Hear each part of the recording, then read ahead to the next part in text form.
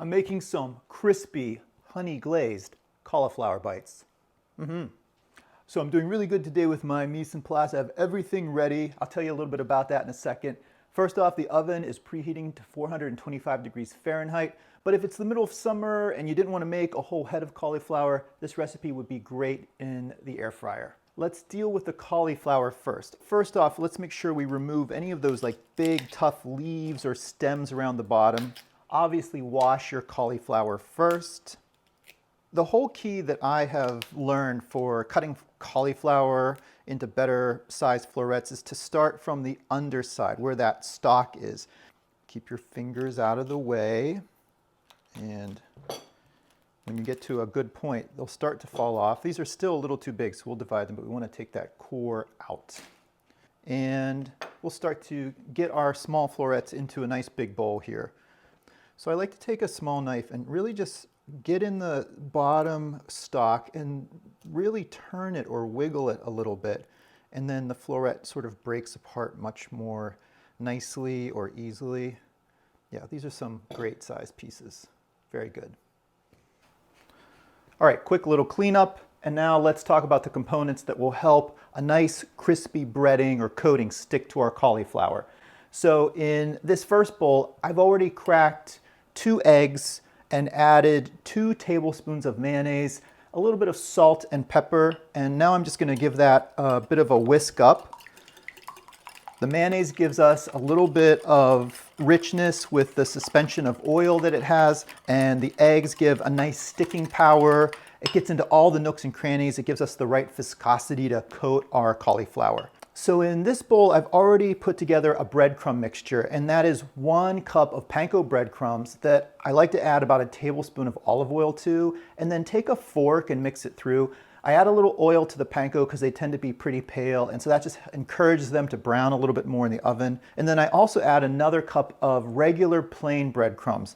The regular breadcrumbs gets into all of the nooks and crannies of the cauliflower, while the Panko gives us a really nice crunch. So I like the combination. All right, what we're going to do with our cauliflower is just pour our wet mixture all over our florets. And then with a spatula, we're just going to toss from the bottom up and just make sure everything is really nicely coated.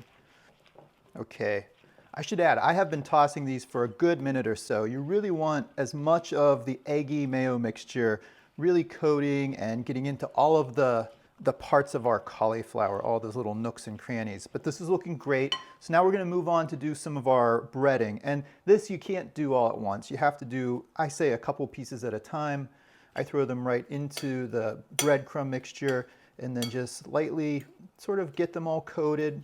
A fork helps. And then I have a sheet pan ready, lined with a little parchment paper. And then we're going to go for sort of a single layer of all of our cauliflower. Last tip is if you have some larger pieces, put them on the outside of your tray. They're going to get more heat. And if you've got some smaller guys, maybe put those towards the center so that they don't overcook. These are going to bake off at 425 for about 25 to 30 minutes. And if you wanted, you could turn them over halfway through to get more even browning. I have to admit, I'm a little lazy and don't do that. And they still taste great and look pretty good too.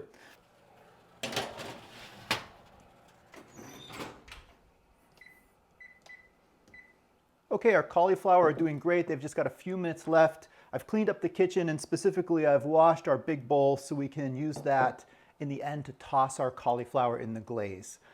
So I have 1/3 cup of really good honey, and a little trick that I did with the measuring cup is I put a little oil, or you could do cooking spray in there, so when you then pour your honey out, it comes out very easily. You want a good quality, something nice and floral.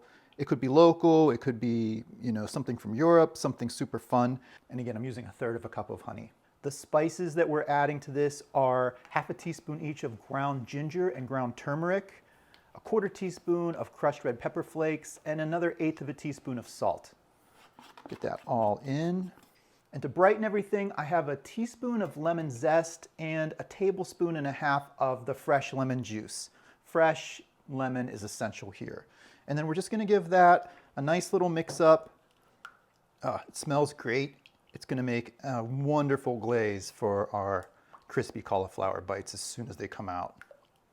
I also got a few chives from my garden. I think that'll be a nice garnish. All right, our collies are fresh out of the oven.